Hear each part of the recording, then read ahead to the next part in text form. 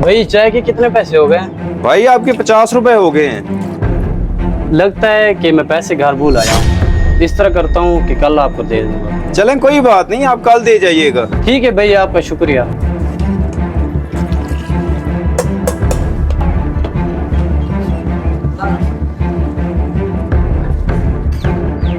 भाई कितने पैसे हो गए? सर आपके 50 रुपए हो गए हैं। ये ले।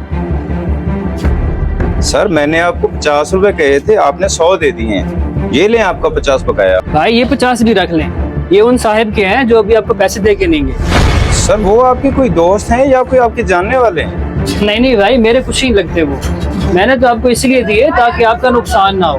पता नहीं वो वापस आता है कि नहीं आता। सर बहुत ही माजरत के साथ मैं ये पैसे नहीं रख सकता, क्योंकि मेरे पास तो अक्सर लोग आते जाते रहते हैं। कोई पैसे ना भी दे तो मैं चाय पिला देता हूँ।